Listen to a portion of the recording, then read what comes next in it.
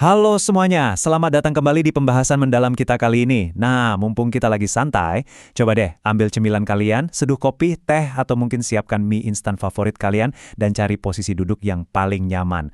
Karena hari ini, saya mau ngajak kalian dengerin sebuah cerita panjang yang rasanya kayak kita lagi nongkrong di depan api unggun jam 2 pagi. Kita bakal bahas sebuah kisah nyata yang jujur aja lebih mirip plot film fiksi ilmiah saking gilanya. Kita akan ngebedah salah satu entitas paling menakutkan, paling misterius, dan pastinya paling kuat yang pernah eksis di muka bumi, Uni Soviet. Kalian harus tahu, ini bukan cuma sekedar negara biasa ya. Ini adalah sebuah eksperimen sosial dan politik yang super raksasa. Bayangan aja, di masa jayanya, mereka ini nguasain 1/6 dari total daratan di seluruh dunia. Ya, kalian nggak salah dengar, 1/6 planet ini pernah berada di bawah satu komando absolut. Tapi dari situ muncul satu pertanyaan besar yang bikin kita semua penasaran. Gimana caranya sebuah kekaisaran raksasa yang punya senjata nuklir di mana-mana, jaringan mata-mata yang siap ngawasin warganya di tiap sudut jalan, dan teknologi canggih yang bahkan bisa mendominasi luar angkasa, tiba-tiba bisa runtuh dan lenyap gitu aja dalam semalam? Kisah Uni Soviet ini benar-benar kayak wahana roller coaster paling liar, berdarah, dan penuh paradoks dalam sejarah manusia. Ini cerita tentang ambisi gila-gilaan para pemimpinnya yang berhasil ngerombak tatanan dunia. Tapi, sayangnya, semua itu dibangun di atas penderitaan jutaan nyawa warganya sendiri. Nah, untuk paham gimana ini semua bisa terjadi, kita harus putar waktu sedikit ke belakang, jauh sebelum mesin raksasa ini lahir, buat ngeliat percikan api pertama yang memulainya. Sebelum nama Uni Soviet itu ada, tanah yang beku itu dikuasai oleh Kekaisaran Rusia yang dipimpin oleh raja-raja absolut yang kita sebut Tsar. Penguasa terakhirnya saat itu adalah Tsar Nicholas II. Nah, kehidupan di zaman itu benar-benar potret ketimpangan yang ekstrim banget. Di satu sisi, kalian punya sang Tsar dan para bangsawan elitnya yang hidup di gelembung kemawahan, benar-benar terisolasi dari realitas. Mereka sibuk ngadain pesta dansa yang gemerlap di istana-istana musim dingin, pakai perhiasan yang harganya, wah mungkin bisa buat ngasih makan satu desa. Tapi coba kalian lihat keluar tembok istana. Mayoritas warganya cuma petani miskin yang harus berjuang setengah mati setiap hari, cuma supaya nggak beku atau mati kelaparan di tengah cuaca musim dingin yang brutal. Kondisi kerja di pabrik-pabrik juga nggak kalah horor. Dan puncaknya, Perang Dunia I meletus. Rusia maksa ikut campur, dan hasilnya hancur lebur. Jutaan pemuda biasa dikirim ke garis depan tanpa senjata yang layak. Di kota-kota, kelaparan merajalela, ekonomi hancur total. Coba bayangkan posisi kalian di sana. Kalian kelaparan, kedinginan, miskin, terus dengar kabar pemerintah kalah perang, sementara raja kalian masih asyik pesta. Frustrasi itu pada akhirnya mendidih jadi amarah massal yang udah nggak bisa dibendung lagi. Di tengah keputusasaan yang absolut banget itu, kekacauan akhirnya meledak di tahun 1917 lewat revolusi Rusia. Tsar digulingkan dengan cara yang sangat brutal. Lalu, masuklah sebuah kelompok revolusioner radikal yang namanya Bolshevik. Nah, disinilah tokoh utama kita masuk ke panggung sejarah. Vladimir Lenin.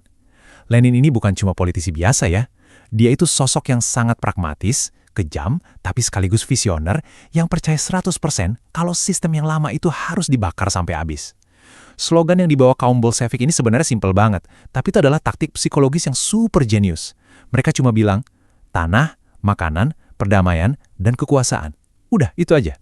Tapi bagi jutaan orang yang lagi kelaparan, hancur lebur, dan ngerasa udah nggak punya apa-apa lagi buat dipertaruhkan, ideologi komunisme ini kedengerannya kayak jalan keselamatan yang paling sempurna. Sebuah janji manis tentang utopia di mana semua orang itu setara. Lalu tibalah kita di tahun 1922. Tapi jangan salah, kelahiran raksasa ini sama sekali nggak terjadi dengan damai. Habis revolusi, alih-alih dapat utopia yang dijanjikan, Rusia malah terjerumus ke dalam perang saudara yang sangat-sangat berdarah antara pihak merah, yaitu kaum Bolshevik, dan pihak putih, yaitu pasukan anti-komunis. Sekali lagi, jutaan nyawa rakyat biasa jadi korban. Perang ini makin runyam karena negara-negara asing kayak Inggris, Prancis, Jepang, sampai Amerika Serikat juga ikut campur ngebantu pihak anti-Bolshevik. Kenapa? Karena mereka panik. Mereka takut banget gagasan radikal komunisme ini bakal menyebar dan nular ke seluruh dunia. Tapi, walaupun dikepung dari berbagai arah, kelompok Bolshevik yang super disiplin dan gak kenal ampun ini akhirnya berhasil menang. Dan dari puing-puing peperangan yang basah oleh darah itulah, pada tahun 1922, Uni Soviet secara resmi dilahirkan. Sistem yang kemudian mereka bangun ini bukan sekedar sistem pemerintahan biasa, melainkan sebuah mesin kendali yang total. Uni Soviet itu mencakup banyak banget republik yang disatukan secara paksa di bawah satu bendera. Dan inilah resep utama yang bikin mereka jadi monster dengan kekuatan super. Mereka menghilangkan kebebasan individu secara mutlak. Pemerintah memegang kendali atas segalanya, tanpa terkecuali. Mulai dari pabrik-pabrik, media cetak, militer, sampai kurikulum pendidikan yang dijejalkan ke kepala anak-anak sekolah. Semuanya didikte langsung oleh negara. Nggak ada tuh yang namanya perdebatan panjang di parlemen atau kebebasan pers. Kalau elit partai hari ini bilang sebuah gunung harus diratakan besok pagi, ya itu harus benar-benar terjadi besok pagi. Kebebasan orang per orang dikorbankan habis-habisan demi ngebangun sebuah monster industri yang digerakkan secara kolektif. Nah, sekarang kita masuk ke bagian 1, penempaan besi. Di sini kita bakal ngelihat gimana ambisi besar itu harus dibayar mahal dengan harga sebuah baja. Memasuki babak baru ini, panggung sejarah kita diambil alih oleh salah satu tokoh yang paling ditakuti dan paling kontroversial dalam sejarah umat manusia, Joseph Stalin. Di bawah kendali Stalin, Uni Soviet berubah wujud dengan kecepatan yang bikin seluruh dunia syok. Tapi masalahnya buat Stalin, nyawa manusia itu nggak lebih dari sekedar skrup kecil di dalam mesin industri raksasanya. Keputusan yang dia buat sangat simpel dan haram buat dibantah. Bangun 1000 pabrik, dan itu bukan metafora ya. Stalin ini dikuasai oleh paranoia dan ambisi yang meluap-luap. Dia pengen ngubah negara yang tadinya cuma fokus di pertanian ini, jadi raksasa baja dunia cuma dalam waktu semalam. Pabrik-pabrik emang akhirnya bermunculan di mana-mana, tapi kemajuan yang kelihatannya megah ini, fondasinya adalah penderitaan murni. Ambisi pribadi Stalin ini secara langsung melempar jutaan warga sipil yang nggak tahu apa-apa, pokoknya siapa aja yang dicurigai nentang atau sekedar lagi apes ada di tempat yang salah, ke dalam kereta barang, lalu dikirim ke kamp-kamp kerja paksa yang super dingin di Siberia, yang kita kenal dengan sebutan Gulag. Di saat mesin propaganda pemerintah Soviet sibuk pamer hasil produksi baja mereka ke mata dunia internasional, realitas di lapangannya benar-benar berbanding terbalik dan mengerikan. Stalin dengan paranoianya terus-terusan melakukan pembersihan politik, ngebunuh siapa aja di dalam pemerintahannya sendiri yang dia anggap ancaman. Tapi tragedi yang paling menyayat hati itu justru menimpa warga sipil di pedesaan, khususnya di wilayah Ukraina. Di sana, jutaan petani yang sehari-harinya menanam gandum justru mati kelaparan di atas tanah mereka sendiri yang subur. Peristiwa kelaparan buatan yang mengerikan ini dikenal dengan nama Holodomor. Kenapa bisa kelaparan? Karena seluruh hasil panen mereka dirampas secara paksa oleh negara buat diekspor atau dikasih ke pekerja pabrik di kota. Bayangkan, negara secara harfiah mengorbankan rakyatnya sendiri, membiarkan anak-anak mati kelaparan di jalanan cuma buat dijadiin bahan bakar demi memutar roda industri. 20 juta jiwa. Tolong ingat, itu bukan cuma sekedar angka statistik di buku sejarah. Itu adalah nyawa manusia. Itu adalah harga darah yang harus dibayar lunas oleh rakyat Soviet waktu Adolf Hitler ngelakuin invasi mendadak di tahun 1941. Awalnya, pasukan Nazi berhasil masuk dalam banget dan ngehancurin hampir semua hal di depan mereka. Tapi, sistem kendali total negara yang tadi kita bahas sekali lagi nunjukin taring aslinya. Seluruh pelosok negeri langsung diubah jadi satu kamp militer raksasa. Pabrik-pabrik dipreteli, diangkut, dan dipindah jauh ke wilayah timur biar nggak kena bom Jerman. Sementara itu, jutaan orang dimobilisasi tanpa henti buat maju ke medan perang. Pengorbanan mereka di pertempuran kayak di Stalingrad itu benar-benar di luar nalar sehat kita.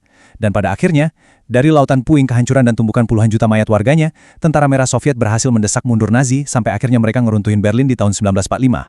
Lanjut ke bagian 2, Fasad Sang Titan. Kita bakal lihat gimana unjuk kekuatan mereka di panggung global ternyata menutupi kebusukan di dalam negerinya sendiri. Setelah keluar sebagai pemenang di Perang Dunia Kedua, Uni Soviet gak cuma sekedar jadi sebuah negara biasa. Mereka bertransformasi jadi separuh dari dunia itu sendiri. Bumi seolah terbelah jadi dua kemah ideologi yang saling benci satu sama lain. Dan inilah awal mula Perang Dingin. Ini tuh kayak pertandingan catur geopolitik yang tensinya tinggi banget antara blok barat yang pro-kapitalis dipimpin Amerika Serikat ngelawan blok timur yang pro-komunis dipimpin Uni Soviet. Mereka saling adu pamer di perlombaan senjata nuklir, perang propaganda, dan main kucing-kucingan lewat jaringan intelijen global. Tapi masalahnya, main catur skala dunia ini nyedot kas negara abis-abisan. Triliunan rubel dibakar cuma buat mendanai militer dan nyeponsorin rezim-rezim sekutu mereka, mulai dari Kuba sampai Vietnam. Padahal, uang sebanyak itu harusnya bisa dipakai buat nyejahterain jutaan rakyat mereka sendiri yang ada di rumah. Dan unjuk kekuatan global mereka yang paling luar biasa, yang sukses bikin Amerika Serikat ketar-ketir dan panik, itu terjadinya justru jauh di atas langit. Di titik puncak ini, Soviet kelihatan seolah-olah mereka adalah peradaban dari masa depan. Tahun 1957, mereka bikin umat manusia melongo dengan berhasil meluncurkan satelit Sputnik 1. Nggak lama abis itu, mereka makin gila dengan ngirim anjing keluar angkasa.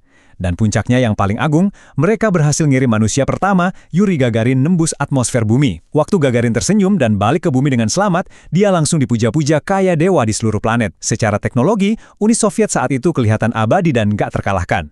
Mereka itu bukti nyata kalau fiksi ilmiah bisa berubah jadi kenyataan.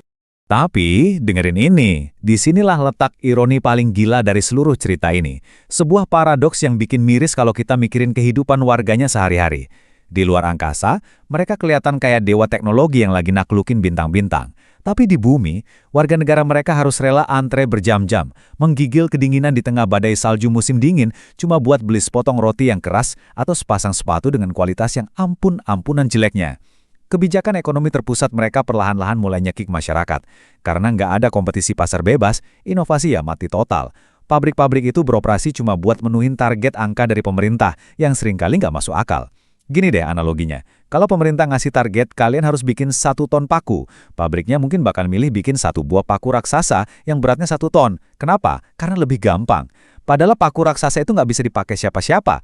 Yang penting laporan di atas kertas ke elit partai kelihatannya bagus. Gila kan?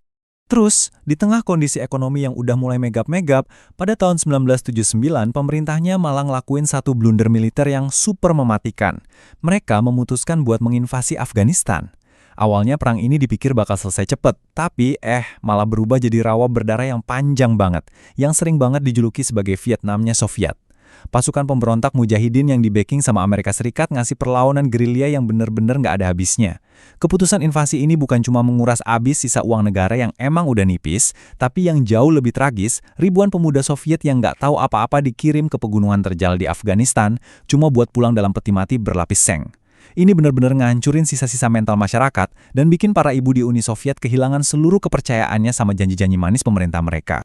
Sekarang kita masuk ke bagian 3, penghancuran tak sengaja. Gimana reformasi yang niatnya baik malah berujung menghancurkan kekaisaran ini. Masuk ke era 80-an, panggung diambil alih oleh sosok bernama Mikhail Gorbachev. Nah, Gorbachev ini karakternya unik banget. Dia itu ibarat seorang kapten kapal yang sadar penuh kalau kapal raksasanya ini lagi bocor dan pelan-pelan tenggelam. Jadi dia bertekad bulat buat nambal kebocoran itu. Lewat 2 kebijakannya yang paling terkenal, yaitu Glasnost yang artinya keterbukaan, dan Perestroika yang artinya restrukturisasi ekonomi, dia nyoba ngemodernisasi sistem yang udah usang ini. Niat Gorbachev itu sebenarnya idealis dan baik banget, tapi sayang dia meremehkan satu hukum alam yang fatal. Kalian nggak bisa tiba-tiba ngasih kebebasan setengah-setengah ke rakyat yang mulutnya udah dibungkem pakai laras senapan selama 70 tahun. Begitu rakyat dapat celah sedikit aja buat ngomong, boom! Puluhan tahun rasa marah yang dipendem, marah soal korupsi elit, soal kemiskinan massal, dan trauma-trauma masa lalu, semuanya meledak keluar kayak bendungan raksasa yang jebol. Rasa nasionalisme di negara-negara bagian juga langsung bangkit dengan sangat beringas. Seolah belum cukup kacau, di tengah proses keterbukaan yang masih meraba-raba itu, meledaklah tragedi Chernobyl di tahun 1986. Sebuah reaktor nuklir meledak hebat, ngelepasin awan radiasi yang mematikan ke udara. Dan coba tebak, alih-alih gerak cepat nyelamatin nyawa warganya, apa insting pertama dari para birokrat Soviet yang udah lumpuh ini? Bohong. Ya, mereka milih buat nutup-nutupi. Mereka bohong ke dunia internasional, dan yang paling kejam, mereka bohong ke warganya sendiri yang tiap detik makin terpapar debu radioaktif, cuma demi menjaga gengsi dan menutupi aib negara. Ketika kebenaran ini pelan-pelan keungkap, fakta bahwa pemerintah rela ngorbanin nyawa rakyatnya sendiri demi kebanggaan birokrasi, benar-benar jadi pukulan mematikan yang terakhir. Seluruh sisa-sisa kepercayaan publik terhadap sistem ini hancur lebur, berubah jadi debu radioaktif itu sendiri. Jadi, kalau kita rangkum, mesin raksasa ini pada akhirnya mati bukan karena dihantam rudal nuklir dari Amerika Serikat. Sama sekali bukan. Dia mati karena kelelahan, hancur lebur ditekan oleh berat badannya sendiri. Semua retakan internal yang selama ini disembunyiin akhirnya menyatu jadi satu gempa bumi politik yang maha dahsyat. Coba kalian bayangin kombinasinya. Sistem ekonomi terpusat yang udah kropos, perlombaan senjata yang bikin negara bangkrut, kebohongan korup dari para birokrat, pemuda-pemuda yang mati sia-sia di perang Afghanistan, ditambah lagi gelombang nasionalisme dari negara-negara bagian yang pengen merdeka. Reformasi Gorbachev yang niatnya pengen nyembuhin penyakit ini, tanpa sengaja malah motong urat nadi terakhir kekaisaran ini. Bahkan kudeta putus asa yang dilakuin sama kelompok garis keras komunis pun akhirnya gagal total. Sampai akhirnya, tibalah kita di tahun 1991. Sebuah peristiwa yang sebelumnya dianggap mustahil buat terjadi, benar-benar terjadi di depan mata dengan kecepatan yang bikin seluruh dunia nahan napas. Republik demi republik, dari wilayah Baltik sampai ke Asia Tengah, satu persatu mendeklarasikan kemerdekaan mereka. Dan pada suatu malam yang dingin di bulan Desember, bendera merah dengan logo Palu Arit itu diturunkan dari tiang Kremlin untuk yang terakhir kalinya. Uni Soviet, sebuah kekaisaran raksasa yang pernah menaklukkan luar angkasa dan sanggup bikin separuh planet ini gemetar ketakutan, secara resmi dibubarkan. Lenyap, semuanya menguap begitu saja jadi bagian dari sejarah masa lalu, seolah-olah mereka itu cuma ilusi raksasa yang tiba-tiba sirna ditiup angin. Memang, sang raksasa itu secara teknis udah mati puluhan tahun yang lalu. Tapi satu hal yang perlu kalian tahu, bayangan panjangnya nggak pernah benar-benar beranjak pergi. Sampai detik ini, tiap kali kalian nyalain TV atau buka berita di HP, dan kalian ngelihat ketegangan perbatasan di Eropa Timur, konflik berdarah antara Rusia dan Ukraina, atau perdebatan panas soal ekspansi NATO, sadar nggak sadar, kalian tuh lagi ngelihat efek domino langsung dari runtuhnya Uni Soviet. Trauma massal yang dirasain warganya, sengketa perbatasan wilayah yang ditinggalkan, dan mentalitas negara adidaya yang masih nempel kuat, itu semua adalah fondasi geopolitik yang secara aktif masih terus mendikte dan mengguncang dunia tempat kita hidup sekarang ini. Nah, yang bikin cerita Uni Soviet ini begitu memikat dan terus-terusan relevan buat dibahas, itu sebenarnya bukan cuma soal berapa ribu rudal nuklir yang mereka punya, atau seberapa masif jumlah tentara mereka. Inti ceritanya adalah tentang betapa menakutkannya kekuatan sebuah gagasan. Bayangin, sebuah gagasan bisa menggerakkan jutaan orang, membangun kota-kota industri raksasa dari nol, bahkan sampai bisa meluncurkan manusia ke bintang-bintang. Tapi di balik layar yang megah itu, sistemnya begitu rapuh, begitu tega mengabaikan kemanusiaan warganya sendiri, sampai akhirnya ia membusuk dan hancur dari dalam. Dan fakta ini ninggalin kita dengan satu pertanyaan besar yang jujur aja cukup meresahkan buat kita pikirin hari ini. Kalau sistem sebesar, sekuat, dan sekebal Uni Soviet aja bisa hancur berkeping-keping cuma gara-gara kebusukan di dalamnya sendiri, kekuatan adidaya modern atau ideologi dominan apa ya yang saat ini kelihatan nggak terkalahkan, tapi diam-diam sebenarnya lagi menyembunyikan retakan mematikan yang persis sama. Sesuatu yang menarik banget kan buat kalian renungkan pelan-pelan sambil ngabisin sisa camilan kalian. Oke, terima kasih banyak ya udah nemenin saya duduk santai di pembahasan mendalam kali ini, dan sampai jumpa di cerita sejarah luar biasa kita yang berikutnya.